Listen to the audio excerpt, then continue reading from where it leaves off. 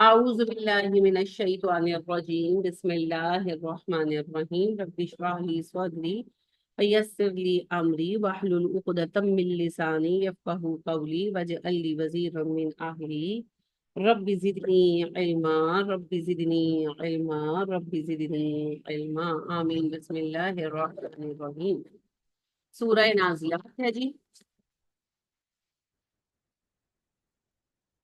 مکی صورت ہے، بہت آغاز کی صورتوں میں سے ہے اور یہ بھی آخرت پر ہے۔ تیسرے پارے کی میکسیمم صورتیں آخرت ہی کے بارے میں ہیں، کیونکہ میں نے آپ کو کہا نا کہ جو کفار تھے ان میں آخرت کا کانسیپٹ نہیں تھا، تو ان کا ایک کانسیپٹ کلیئر کرنے کے لیے بہت زیادہ صورتیں نازل ہوئی۔ شروع میں مکہ میں پہلا موضوع آخرت ہی ہے، اس کے بعد جو موضوع زیادہ ڈسکس ہوا ہے یہ آپ کو درمیان والی صورتوں میں ملے گا، جیسے سورہ رعد، سورہ یونس، حامیم، سجدہ۔ توحید، آخرت، رسالت، توحید، آخرت، رسالت۔ احکام مدینہ آ کر ڈسکس ہوا، کیونکہ احکام کا تعلق تو مسلمانوں سے تھا، تو لہٰذا احکام جو ہیں وہ آپ کو بڑی صورتوں میں ملیں گے، جو مدنی صورتیں ہیں، جیسے بقرہ، نساء، آل عمران، یہ والی ساری، مائدہ۔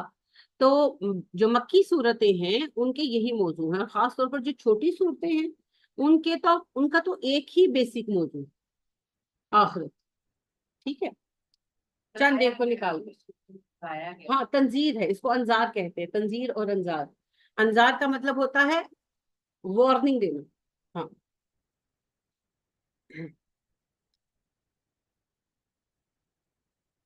اچھا جی، اللہ کہتے ہیں والنازعات غرقا، واو حرف قسم ہے، یعنی واو کا مطلب ہوتا ہے اور، مگر یہ قسم کے لیے استعمال ہوتا ہے، جیسے اللہ کی قسم کھانی ہو تو کہتے ہیں واللہ، ہے نا، اسی طرح قسم کے لیے استعمال ہوتا ہے۔ جب کسی معارفہ اسم کے اوپر واو آتا ہے نا، یہ معارفہ، معارفہ سمجھتے ہیں نا، کیا نکرہ معارفہ؟ نکرہ وہ ہوتا ہے جو عام نام ہو، جیسے لڑکی نکرہ ہے، اور اگر نام لے لیا جائے ہنا تو وہ پھر معارفہ ہے، خاص ہو جانا۔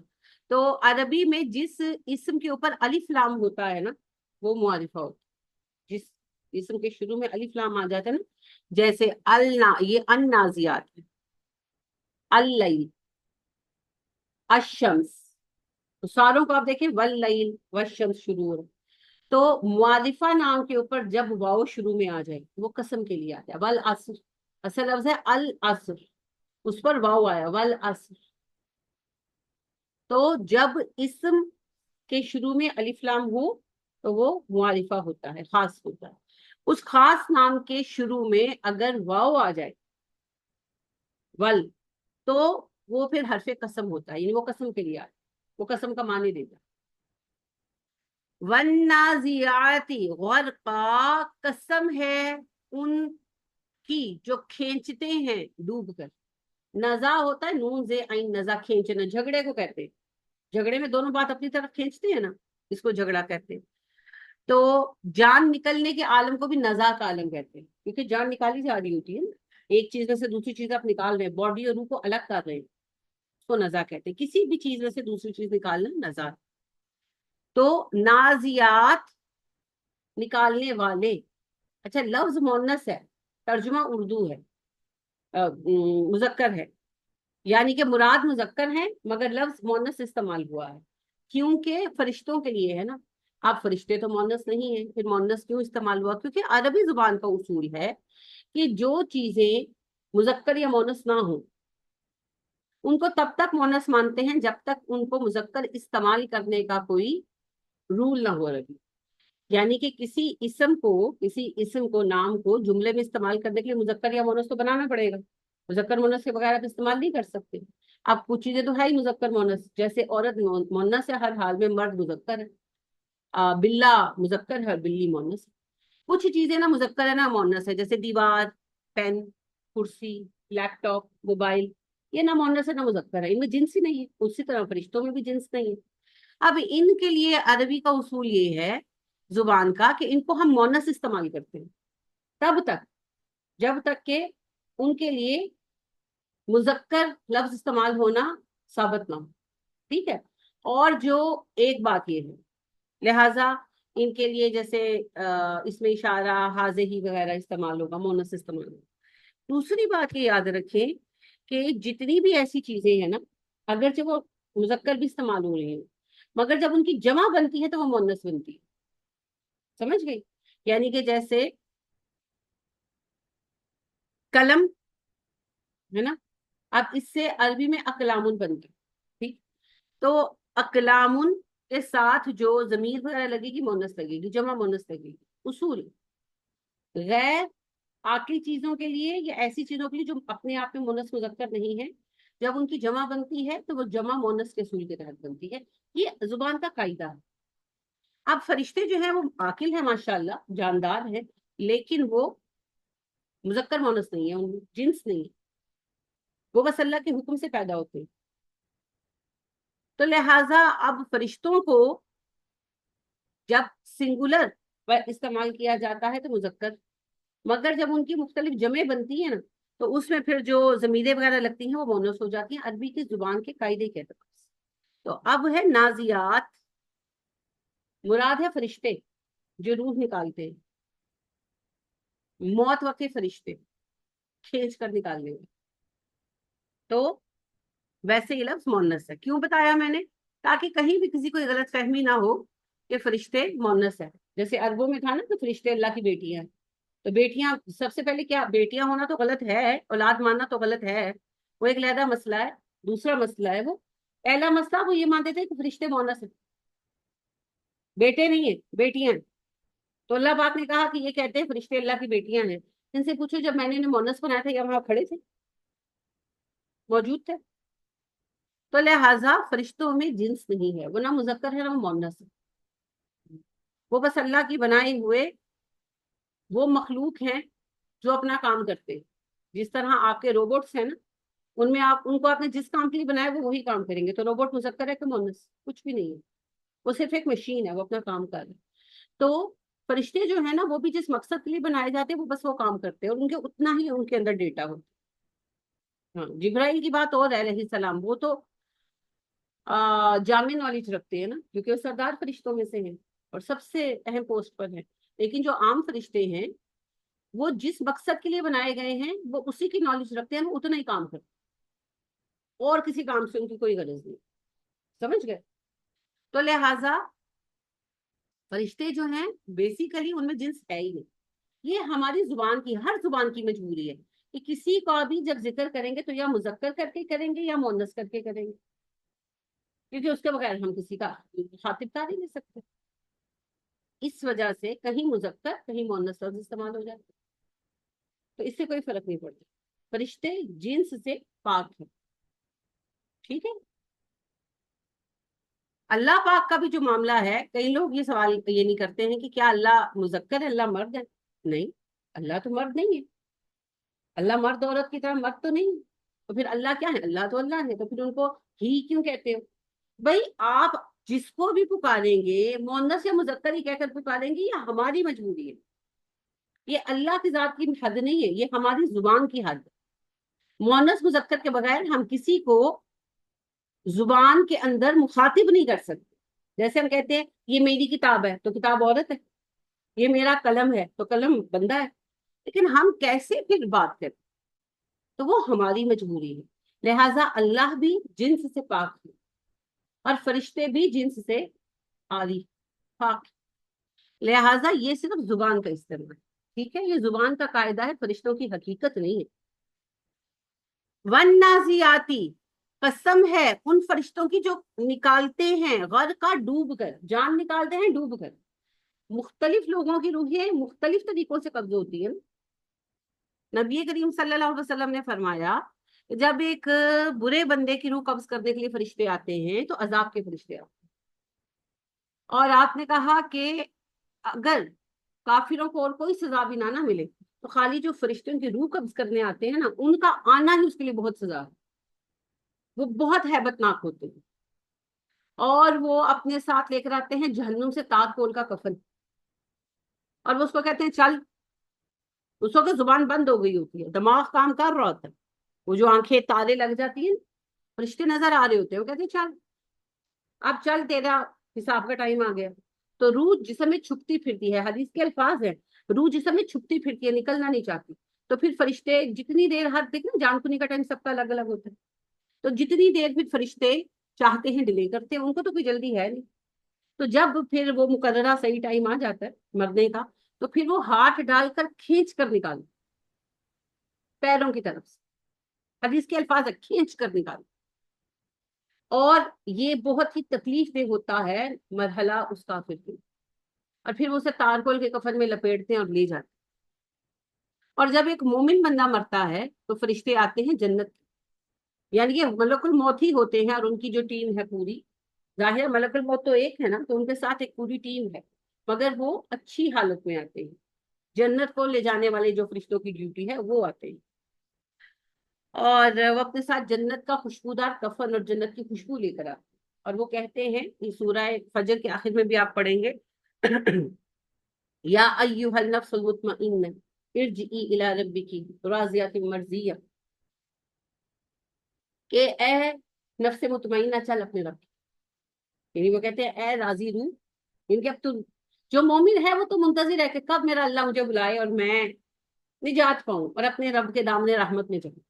کیونکہ دنیا مومن کے لیے قید خانہ ہے، مشقت کاٹ رہا ہے، اور آخرت اس کے لیے جنت.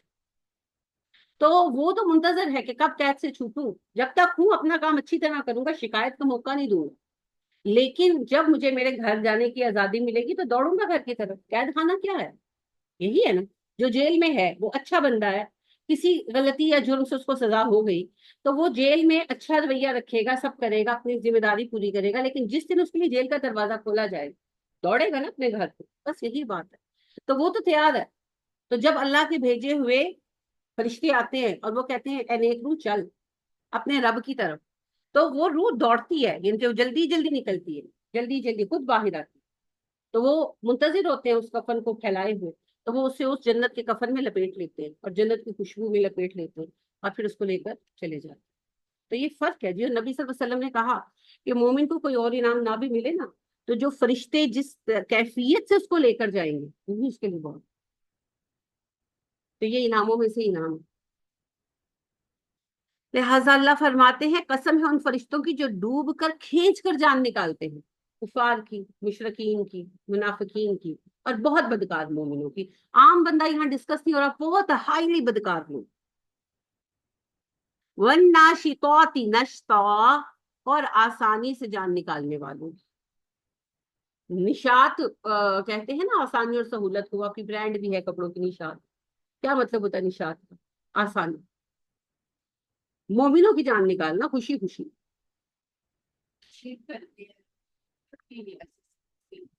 ظاہری بات، سب سے سخت انہیں کے لیے. ہاں کسی کو اللہ سزا دینا چاہے تو اور بات ہے، کیونکہ نبی صلی اللہ علیہ وسلم نے فرمایا مومن کے ایک کانٹا بھی چبھتا ہے نا تو اس کے لیے کفارہ بنتا ہے اس کے گناہوں کا.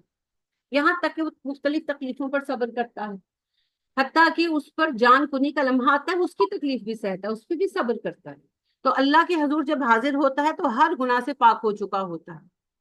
کافروں کو بعض اوقات اللہ پاک ہر تکلیف سے بچا لیتے ہیں، یہاں تک کہ جان کنی کی تکلیف بھی نہیں دیتے، کیونکہ اللہ اسے پاک نہیں کرنا چاہتے. اس کی مثال ابو جہل ہے سب سے بڑی، کہ ابو جہل زخمی ہو کر بھی گر گیا نا، اگر اس کو کوئی زیادہ زخمی تھا، تھوڑی بہت تکلیف تھی مگر بیئریبل تھی نا، برداشت کر سکتا تھا.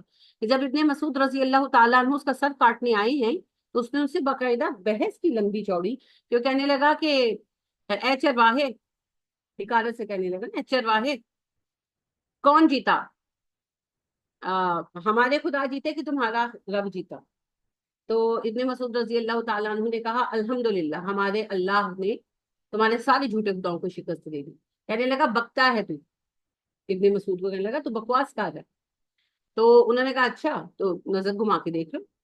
تو اس نے پھر اپنا سر گھمایا اور جب اسے کوئی جھنڈا وغیرہ اپنا نظر نہیں آیا تو کہنے لگا ہائے لات و عزا پر افسوس ہے، یہ ہمارے خدا ہار گئے، افسوس ہے. تو ابن مسعود کہتے ہیں میں نے کہا کہ ابھی آخری وقت میں بھی اگر تم کلمہ پڑھ لو شاید اللہ تمہیں ابھی بھی معاف کر دے. تو کہتا ہے، کہنے لگا کہ زیادہ مجھے لیکچر دینے کی ضرورت نہیں، مجھے نصیحت مت کرو، اپنا کام کرو. کہنے لگے، میں نے کہا ٹھیک ہے. تو اس کے سینے پہ گھٹنا رکھا، ظاہر مطلب صاف تھا کہ سر کاٹنے لگے اس کا، تلوار نکالنے لگے اور سینے پہ گھٹنا رکھا. کہنے لگا نہیں نہیں تو نہ میرا سر کاٹ، کسی قریشی کو بلا کے لا، میں قریشی ہوں، میرا سر کوئی قریشی کاٹے. تو ابن مسعود کہتے ہیں مجھے ہنسی آ گئی، اس کے تکبر پہ ہنسی آ گئی کہ مر رہا ہے اور فکر یہ نہیں کہ سر کٹے گا، فکر یہ کہ بھی قریشی کاٹے، تو ہنسی آ گئی۔ تو کہتے ہیں میں ہنسا، میں نے کہا کہ بدبخت تیرا سر تو میں ہی کاٹوں گا۔ تو کہنے لگا اچھا اب مجبور ہوں، زخمی ہوں، کچھ کر نہیں سکتا، تیرے یعنی ہاتھوں سر کٹنا ہو رہا ہے میرا، تو میرا سر نیچے سے کر کے کاٹنا، گردن کے پاس سے کر کے، تاکہ اونچا نظر ہے، پتا چلے کسی بڑے سردار کا سر۔ تکبر چیک کرو اس بندے کا، اور اللہ نے اس حالت میں بھی اس کو تکلیف کم کر دی تھی، کیوں؟ تاکہ آخر وقت تک اس کے لیے کوئی رعایت نہ بن سکے۔ اور ہمارے پیارے نبی صلی اللہ علیہ وسلم کو آپ دیکھیں کہ 3 سال بیمار رہے، اور آخری دنوں میں تو اتنے بیمار تھے، جب ہفتہ بھر پہلے 8 دن پہلے انہوں نے ابو بکر کو نماز پڑھانے کا کہا ہے، تو اماں بتاتی ہیں کہ آپ کو بہت بخار، تو آپ نے کہا میرے اوپر پانی ڈالو، تو کنویں سے پانی لے کر آئے اور پانی ڈالا، بخار اتر گیا سر۔ تو آپ صلی اللہ علیہ وسلم اٹھے اٹھے اور کمزوری اتنی تھی کہ چکرا کر گرے اور بے ہوش ہو گئے، لٹا دیا آپ کو دوبارہ۔ پھر تھوڑی دیر بعد طبیعت تھوڑی بہتر ہوئی، کہنے لگے کہ مجھے برتن میں بٹھاؤ، ایک بڑا پتیلا تھا اس میں پانی بھر کے رکھا تھا، کہا مجھے اس میں بٹھاؤ، بٹھایا، سر پہ پانی ڈالا، بخار تھوڑا کم ہوا، کھڑے ہوئے پھر گر گئے، یعنی کہ اتنی سخت نہیں تھی، کھڑے ہوئے پھر گرے اور بے ہوش ہوئے۔ پھر ہوش آیا تو کہنے لگے نماز ہو گئی، لوگوں نے کہا کہ نہیں سب آپ کا انتظار کر رہے ہیں۔ آپ نے کہا اچھا ابو بکر کو کہو نماز پڑھو۔ اس کے بعد آپ مسجد نہیں جا سکے، صرف وہ چہارشنبہ والے دن تھوڑی دیر کے لیے گئے، تو اتنی تکلیف تھی آپ صلی اللہ علیہ وسلم کو، اتنی تکلیف تھی اور آخر تک رہی۔ تو مومن کو تکلیف آتی ہے، اس کا یعنی یہ سمجھ لیں، کسی کی جان کنی میں تکلیف ہونا اس کے برے ہونے کی علامت نہیں ہے، وہ پسے پردہ کیا معاملہ چل رہا ہے وہ ہمیں نہیں پتا۔ جب تک نبی صلی اللہ علیہ وسلم کے حواس قائم رہے آپ کو بہت زیادہ تکلیف تھی۔ اور آپ نے کہا جس دن آپ کی وفات ہوئی ہے اس سے ایک دن پہلے آپ صلی اللہ علیہ وسلم نے کہا کہ جس دن سے مجھے زہر دیا گیا ہے مجھے اس دن سے تکلیف ہے، پر آج تو مجھے لگ رہا ہے جیسے اندر سے کوئی میری آنتیں کاٹ رہا ہو، اتنا درد ہوگا۔ آپ نے ساری زندگی کبھی کمپلین نہیں، ساری زندگی، تو کتنا شدید درد ہوگا جب آپ نے اتنا بھی جملہ کہا۔ وہ بھی اپنی کیفیت بتائیے گھر والوں کو کہ مجھے اتنی تکلیف۔ اور جو آپ کا آخری دن تھا تو آپ صلی اللہ علیہ وسلم کے پاس پانی کا پیالہ رکھا تھا، آپ ہاتھ ڈبوتے اور بار بار منہ پہ پھیرتے کہ گھبراہٹ ہو رہی تھی، تکلیف ہو رہی تھی، تو بار بار منہ پہ پھیرتے، اور اتنے آپ کے اندر ہمت ختم ہو گئی تھی کہ اماں کہتی ہیں کہ آپ نا سورہ فلق اور ناس پڑھ کے نا اپنے اوپر بار بار دم کر رہے تھے، تو آخر میں اتنی ہمت ختم ہو گئی تھی کہ آپ سے نہ پڑھا جا رہا تھا اور نہ آپ اپنے ہاتھ اٹھا پا رہے۔ تو اماں کہتی ہیں میں نے پڑھنا شروع کر دیا، میں آپ کے ہاتھوں پر پھونکتی اور آپ کے ہاتھ پکڑ کے تو آپ کے جسم پر پھیرتی، اور آپ میں سکت نہیں تھی کہ آپ اپنے ہاتھ اٹھا سکتے۔ تو یہ کوئی کرائٹیریا نہیں ہے کہ اگر کسی کو تکلیف ہو رہی ہے تو وہ خدا نخواستہ جہنمی ہے، نہیں، بلکہ بہت دفعہ میں ایسے ہو سکتا ہے کہ جس سے اللہ ناراض ہو اس کو اللہ پاک مرنے کی بھی تکلیف نہ دے، سیدھا سیدھا لے جائے، اور جس سے اللہ راضی ہو اس کو اللہ بیماری سے گزار کر لے کر جائے، پاک صاف کر کے، درجے بلند کر کے۔ کیونکہ نبی صلی اللہ علیہ وسلم نے کہا کہ مومن کے لیے خوشخبری ہے کہ وہ اللہ سے دعا مانگتا ہے کہ اللہ میرا جنت میں درجہ بڑھا، اور اللہ اس کی دعا قبول کر لیتے اور اس کے لیے ایک اعلیٰ درجہ رکھ دیتے، مگر اب اس کے اندر نیکی کی اتنی طاقت نہیں ہوتی، اس کے عمل اتنے نہیں ہوتے کہ اس درجے کے لائق ہو، تو پھر اللہ اسے بیمار کر دیتے اور وہ صبر کرتا ہے اس درجے کے لائق ہو جائے۔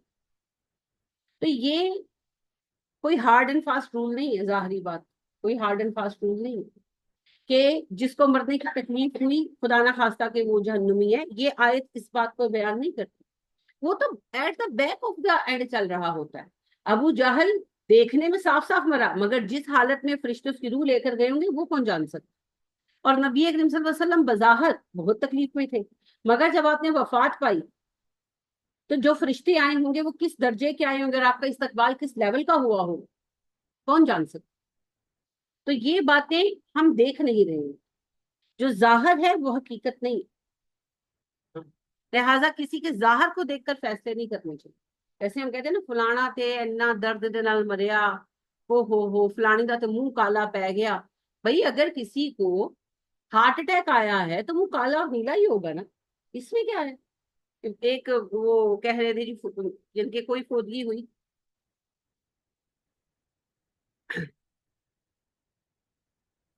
تو وہ بہت زیادہ ان کو نا اٹیکس آ رہے تھے، ہارٹ کے بار بار اٹیکس آ رہے تھے، تو اس کی شدت سے پھر وہ بےچارے وفات پا گئے۔ مجھے اب ٹھیک سے یاد نہیں کہ ان کو آدھے گھنٹے میں کتنی دفعہ اٹیک ریپیٹ ہوا، یاد نہیں ہے مجھے اب۔ تو وہ بہت شدید پین ہوتی ہے، تو اس کی وجہ سے نا وہ ان کا منہ جیسے درد سے بگڑا ہوا تھا، تو وہ اسی میں اٹک گیا ہاسپٹل میں، نہیں ہوا سیدھا۔ تو اس پر لوگوں نے بڑے کمنٹ کیے کہ وہ توبہ توبہ شکل کی چیز۔ وہ اللہ کے بندو، جو اس بندے نے سہا، یعنی اس کو کتنا اجر ملا، اور اس کے درجے کتنے بڑھائے گئے۔ یہ تو فزیکل کنڈیشنز تو کسی کی کچھ بھی ہو جا ہوتا ہے، یا کسی کا اگر ایکسیڈنٹ ہوتا ہے، اللہ رحم فرمائے، وہ ایکسیڈنٹ میں مر جاتا ہے، اس کی موت تو شہادت کی ہے بیسیکلی۔ لیکن اب ظاہری بات ہے جب ایکسیڈنٹ ہوا، کیا پتا سر کچلا جائے، ٹانگیں کٹ جائیں، بازو کچھ بھی ہو سکتا، نیور نو۔ جو بیچارے بم دھماکوں میں مر جاتے ہیں، شہید ہیں۔ اب ظاہر ہے کہ سر وہاں پڑا ہے، اب آپ یہ غزہ والوں کی دیکھ لیں، تو یہ کوئی بات، ٹھیک ہے، یہ تو اس کیفیت کی بات ہو رہی ہے جو فرشتے اور روح کے درمیان پیش آ رہا ہے، اس سے کوئی آگاہ نہیں۔ ہاں، ان کے معاملات انسانوں اور جنوں کے سوا سب سنتے ہیں۔ چرند پرند نبی صلی اللہ علیہ وسلم نے کہا کہ جو کچھ فرشتوں اور روح کے درمیان ہو رہا ہوتا ہے، وہ انسانوں اور جنوں کے ساتھ سب مخلوقات سن رہی ہے، تو لہٰذا اس سے وہ بات اسیس نہیں کی جائے۔ اور پھر جب میت کو لے کر جاتے ہیں، تو اگر وہ نیک بندہ ہوتا ہے تو کہتے ہیں جلدی چلو، جلدی لے کے چلو، اور جو برا ہوتا ہے وہ کہتا ہے کیوں لے کر جا رہے ہو، مت لے کر جاؤ مجھے قبر میں۔ اور اس کی آواز بھی آپ صلی اللہ علیہ وسلم فرماتے ہیں انسانوں اور جنوں کے ساتھ سب سنتے ہیں۔ تو لہٰذا یہ جو ہے نا روح کی کیفیت کی بات ہے، ٹھیک ہے، اس کا تعلق جسم سے نہیں ہے۔ وَالسَّابِحَاتِ سَبْحًا، اور وہ جو تیرنے والے ہیں، تیزی سے تیرنے، فرشتے جو ہواؤں میں اڑتے پھرتے ہیں، اڑتے ہیں نا، مختلف کام کر رہے ہیں اپنے۔ فَالسَّابِقَاتِ سَبْقًا، اور ان فرشتوں کی قسم ہے جو سبقت کرتے ہیں، سبقت کرنا، پہل کرنا، کام میں دوڑنا، جیسے ہر کوئی موقع کے انتظار میں ہو کہ مجھے کہیں کام، مجھے کہیں کام، تو فرشتے اللہ کا حکم بجا لانے میں ایک دوسرے پر سبقت لانے کی کوشش کرتے ہیں۔ فالمدبرات امرا، اور وہ فرشتے جو کاموں کی تدبیر کرتے ہیں، یعنی کہ فرشتوں کی ڈیوٹیاں دی گئی ہیں نا، آپ نے سورہ کاف پڑھی ہے، تو آپ دیکھیں کہ وہ خضر علیہ السلام کیا کر رہے تھے، کاموں کی تدبیر کر رہے تھے نا، تو مختلف فرشتوں کو مختلف ڈیوٹیوں پر بھیجا جاتا ہے۔ آپ کو کیا پتا کب کہاں کس فرشتے سے آپ کی ملاقات ہوئی، پتا تھوڑی چلے گا۔ تو بہت سارے حادثات سے آپ کو بچایا جاتا ہے، بہت سارے معاملات میں آپ کو گائیڈ کیا جاتا ہے، تو وہ اللہ کے انتظامات ہوتے ہیں۔ اللہ بھیج دیتے ہیں فلانا آج فلانی جگہ فلانا فلانا کام ہونا ہے، اس میں آپ نے اسسٹ کرنا ہے۔ آج فلاں جگہ فلاں کام ہونا ہے تو نہیں ہونے دینا، تو فرشتے وہاں پہنچ کر اپنے وہ کام کر رہے ہو، ٹھیک ہے۔ یوم، یعنی اللہ کہتے ہیں کہ یہ جو نظام چل رہا ہے، اس میں جو میری معزز مخلوق ہے فرشتے، میں ان کی قسم کھاتا ہوں۔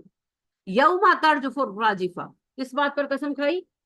وہ دن آئے گا جب کانپ اٹھے گی کانپنے والی۔ کون کانپے گی؟ زمین، ہاں، قیامت کا زلزلہ آئے گا، زمین کانپے گی۔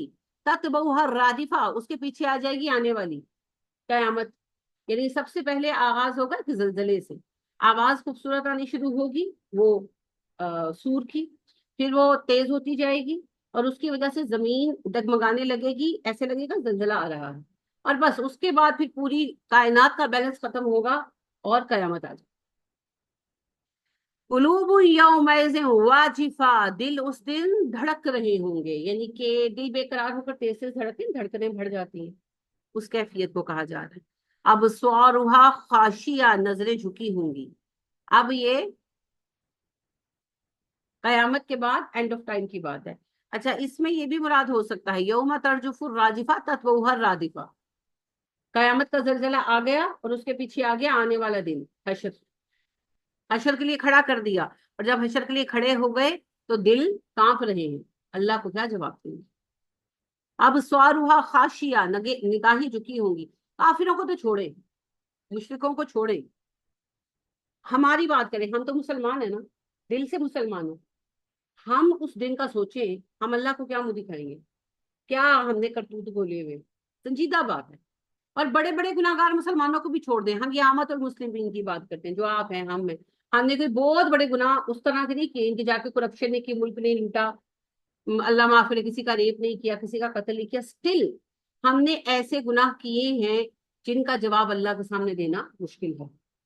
ہر کسی کے اپنے اپنے ہیں، چاہے وہ گھر میں لڑائی ہو، چاہے وہ ماں باپ کی نافرمانی ہو، چاہے وہ شوہر کی نافرمانی ہو، چاہے وہ اولاد کی تربیت میں کمی ہو، کچھ نہ کچھ ہم نے ایسا کیا ہے جس کے لیے ہم ڈرتے ہیں کہ ہم اللہ کو کیا جواب، ہے نا؟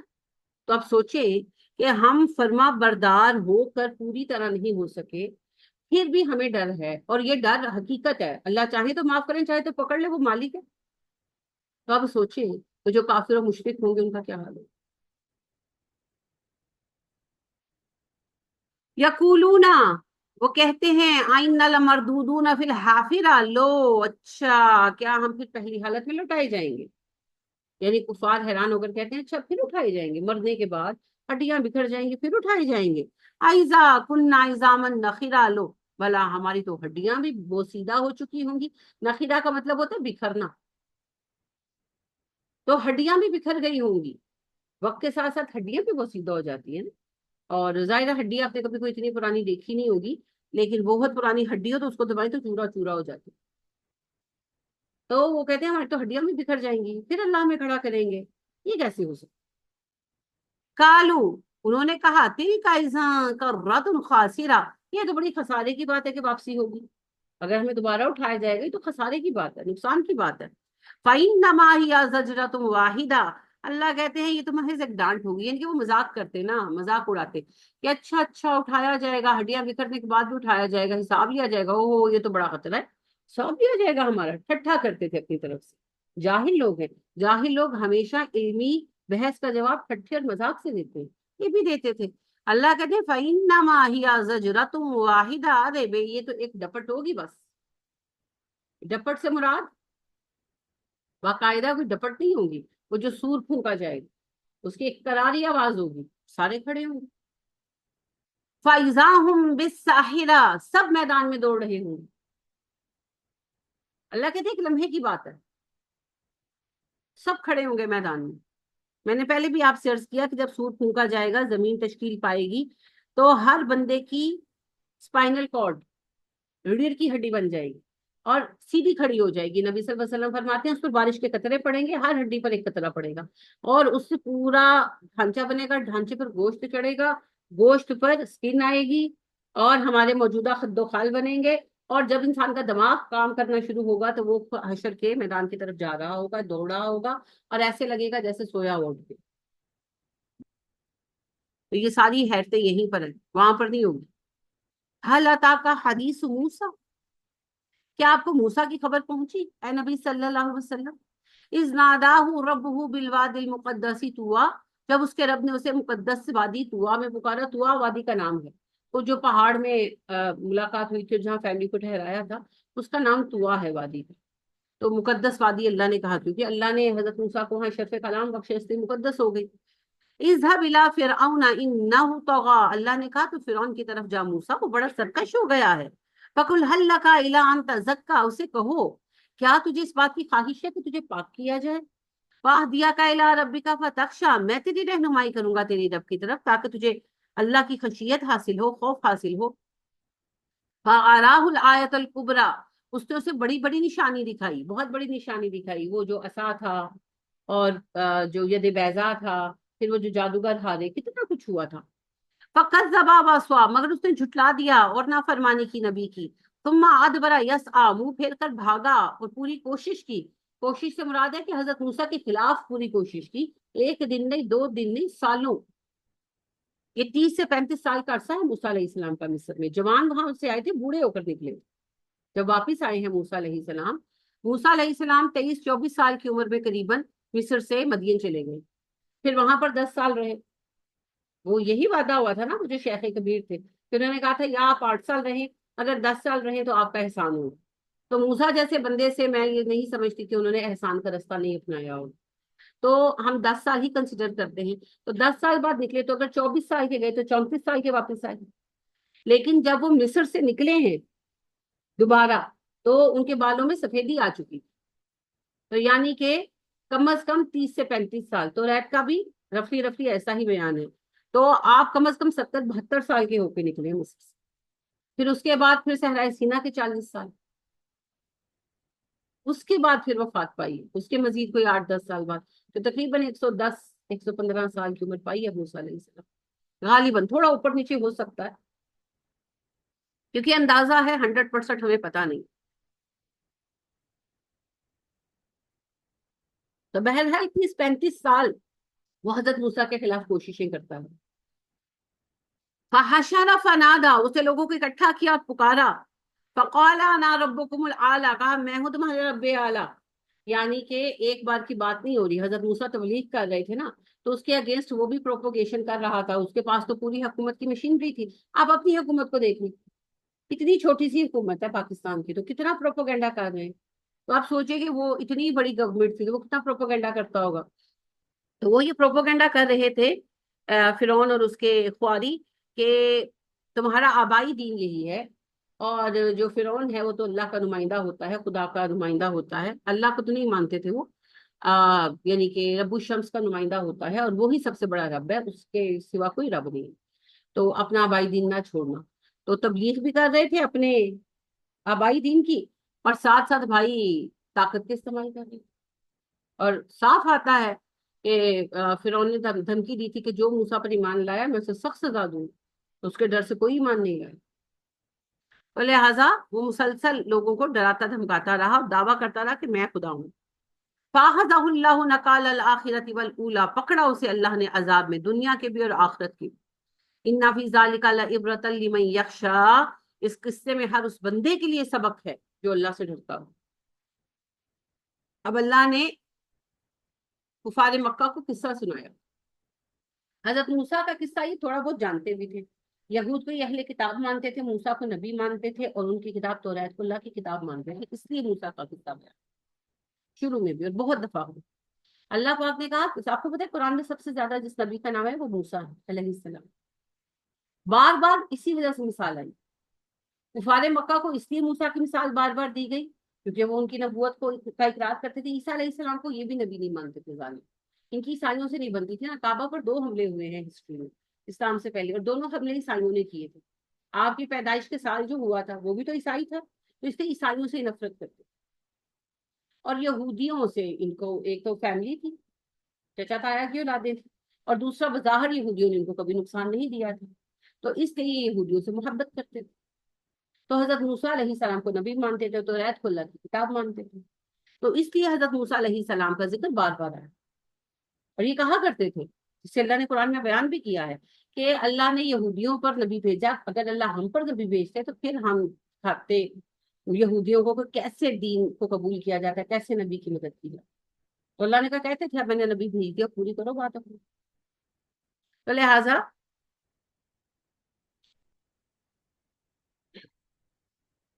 حضرت موسیٰ علیہ السلام کا ذکر اس لیے بھی زیادہ آیا۔ دوسری بات یہ ہے، کفار مکہ کے بعد جس قوم کو سب سے زیادہ ایڈریس کیا گیا ہے وہ یہودی ہیں، تو پھر اس لیے حضرت موسیٰ کا ذکر زیادہ آیا۔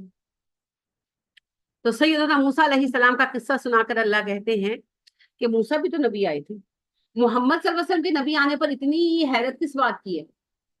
کیا موسیٰ نہیں آئے تھے؟ وہ بھی تو آئے تھے، انہوں نے بھی تو تبلیغ کی تھی۔ اگر موسیٰ اللہ کے نبی ہو سکتے تو محمد کیوں نہیں ہو سکتے صلی اللہ علیہ وسلم؟ وہ بھی تو انسان تھے، جب وہ نبی ہو سکتے ہیں تو محمد کیوں نہیں ہو سکتے صلی اللہ علیہ وسلم؟ اعتراض کیا ہے تم لوگوں نے؟ اور دوسری بات یہ سمجھائی کہ موسیٰ علیہ السلام مصریوں جیسی مضبوط قوم پر آئے، جب انہوں نے اپنے نبی کی بات نہیں مانی، ایمان نہیں لائے، تو ہم نے ان کو تباہ کر دیا۔ تم ہو ہی کیا؟ خانہ بدوشوں کا ایک گروہ۔ اگر تم میرے نبی کی مخالفت کرو گے تو کیا میں تمہیں چھوڑ دوں؟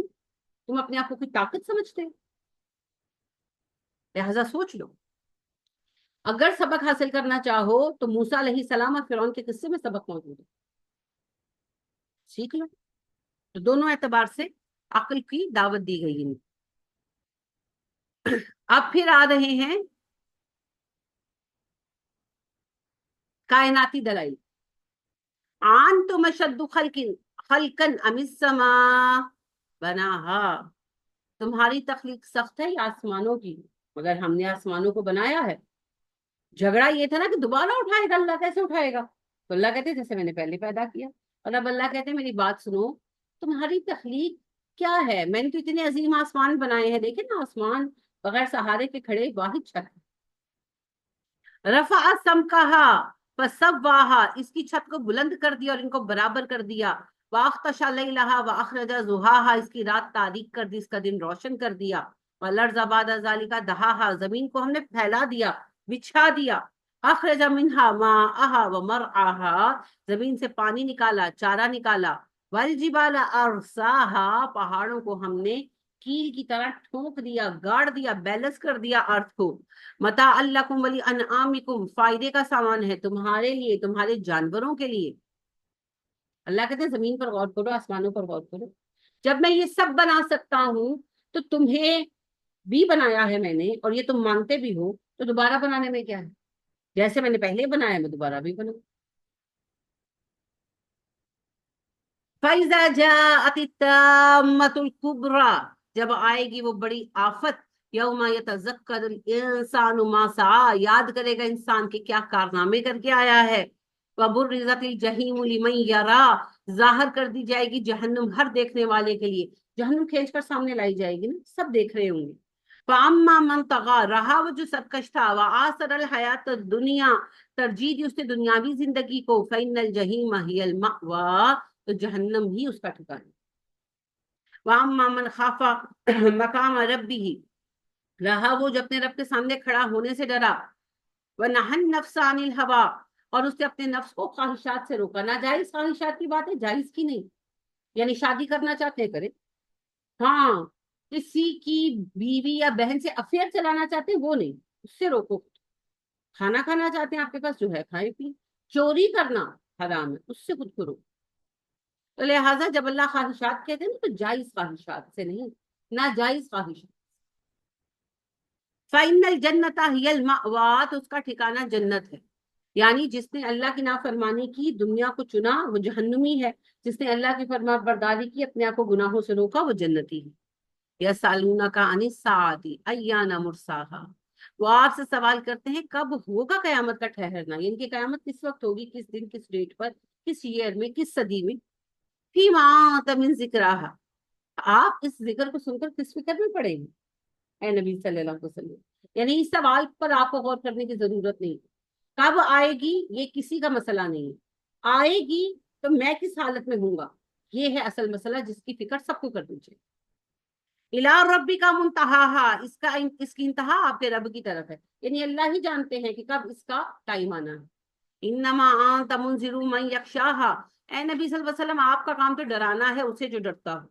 کأنہم یوم یرونہا لم یلبسوا الا عشیۃ او ضحاہا، جس دن قیامت کو دیکھیں گے ان کو لگے گا کہ دنیا میں یہ نہیں ٹھہرے مگر عشاء کا وقت یا ضحا۔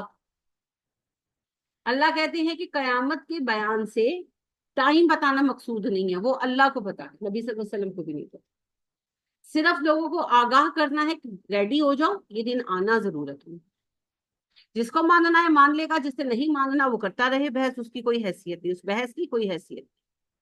اور اللہ کہتے ہیں یہ یاد رکھو کہ جب قیامت آئے گی نا تو ایسے لگے گا کہ دنیا کی زندگی ضحا یا عشاء کا وقت تھا۔ عشاء کا وقت کتنا ہوتا ہے؟ 8 بجے اگر عشاء کا وقت شروع ہوا تو 12 بجے ختم، 1 بجے ختم، 4 سے 5 گھنٹے۔ یہی حال ظہر کے وقت کا ہے کہ 12 بجے شروع ہوا تو 3 بجے ختم، چلو 3:30 بجے ختم، تو یعنی کہ 3-4 گھنٹے کے برابر لگے گی یہ دنیا جس کے لیے ہم نے اتنا فساد مچایا ہوا ہے جیسے کبھی مرنا ہی نہیں۔ تو اللہ کہتے ہیں قیامت کا جب دن آئے گا نا تو لگے گا دنیا کی زندگی 4-5 گھنٹوں کی تھی۔ یہی بات نبی اکرم صلی اللہ علیہ وسلم فرماتے ہیں کہ مومن کو ایسا لگے گا، وائس ورثہ ہے یہ بات، کہ قیامت کا دن جو ہے نا وہ ایک نماز سے دوسری نماز کے وقفے کے برابر، 50,000 سالہ طویل ہے نا، مگر وہ آرام سے آسائش سے بیٹھے ہوں گے، اللہم اجعلنا منہم آمین، تو ایسے لگے گا ایک نماز سے دوسری نماز کا وقت، ان کے 4-5 گھنٹے۔ تو اللہ کہتے ہیں ضحا اور عشاء کا وقت سب سے طویل ہوتا ہے نا، باقی نمازوں کا وقت کم ہوتا ہے، تو سب سے طویل وقت کا کتنا ہے؟ 4 سے 5 گھنٹے، تو ان کے 4-5 گھنٹے کا وقت گزار کر آئے، اتنا لگے گا، یہ میکسیمم ہے، یہ میکسیمم لینتھ ہے جو اس دن فیل ہوگی دنیا کی زندگی۔ تو 4-5 گھنٹوں کے لیے اگر آپ کہیں گئے ہو، مسافر ہو، اور آپ نے وہاں 4-5 گھنٹے اسٹے کرنا ہو تو اس کے لیے آپ کیا کریں گے؟ جیسی حالت ہوگی گزار کر آ جائیں گے، آپ کہیں گے یار کیا 4-5 گھنٹوں کی تو بات، اپنے گھر چلے جانے، ایسے ہی ہوگا نا۔ یا کہ آپ وہاں پر لڑیں گے، جھگڑا کریں گے، چوری کریں گے، کسی کا مرڈر کریں گے کہ نہیں مجھے تو پیسہ چاہیے، آپ بادر بھی نہیں کریں گے. آپ جس کمرے میں رہ رہے ہیں نا، اگر فرض کریں کہ اس کا نل کا ٹپکتا ہے، تو آپ کہیں گے چھڈو مینو کی، میں تو 4-5 گھنٹے میں کہاں چلے جاؤں. ایسے ہی ہے نا، ہر بندہ ایسے ہی کرے گا، ہر عقل مند انسان ایسے ہی کرے گا. بالکل اسی طرح ہم دنیا میں جو آئے ہیں، یہ بہت چھوٹا سا ٹائم پیریڈ ہے. اس میں جو مشکل آ جائے، آئے گی ضرور آئے گی، امتحان کے لیے آئے ہیں. اس پر صبر کریں، ہمت سے کام لیں، اور اپنی بیماری کو، اپنی تکالیف کو برا نہ کہیں، کیونکہ یہ درجے بڑھانے کے لیے آئے. ٹھیک ہے. اور صبر کریں، جو نصیب میں ہے وہ پورا ہو کر رہے.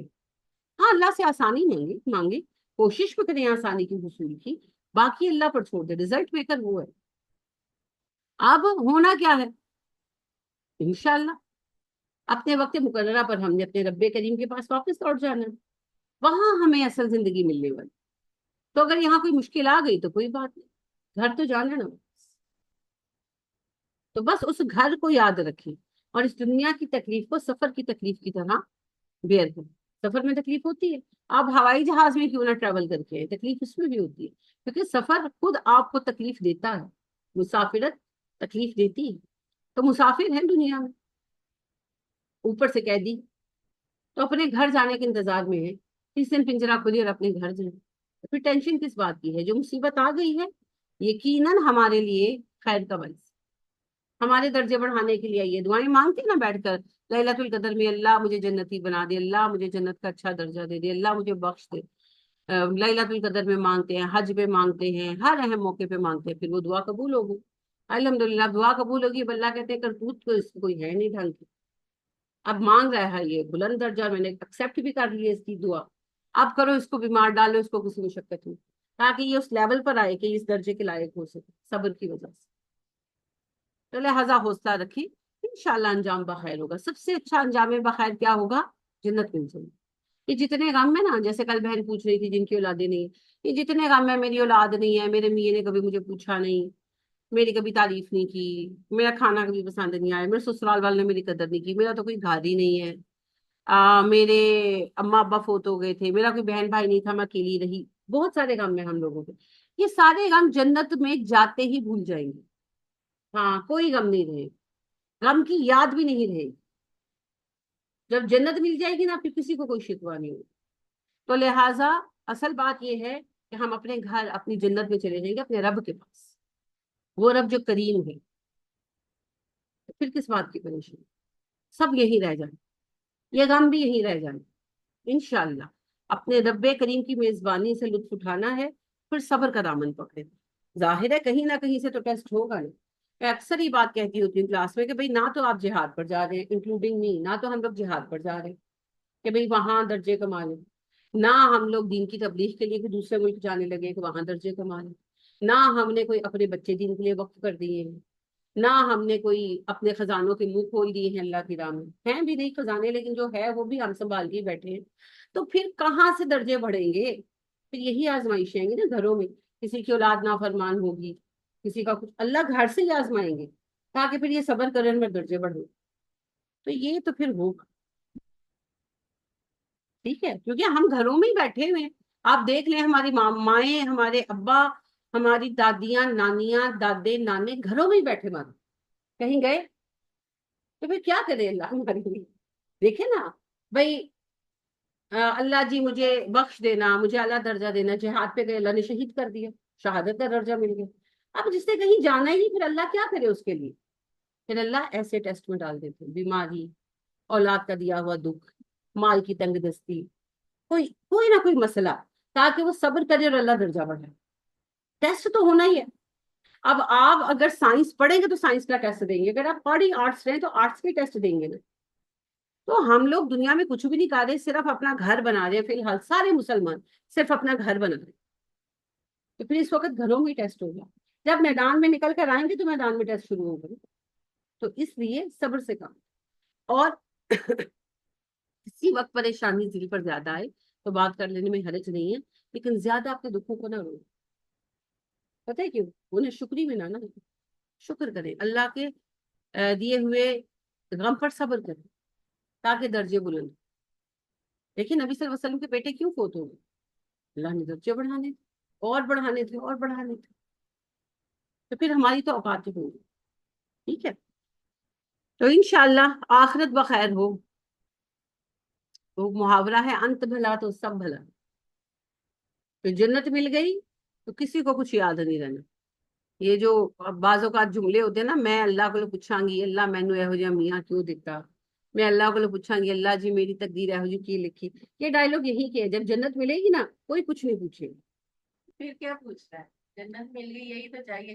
وہی کہہ رہی ہوں نا، یہ سب باتیں یہاں پر ہیں، سارا کچھ سب ختم ہو جانا ہے. ہاں جنت نے سب بلا دینا، جنت کی ایک جھلک نے سب بلا دینا.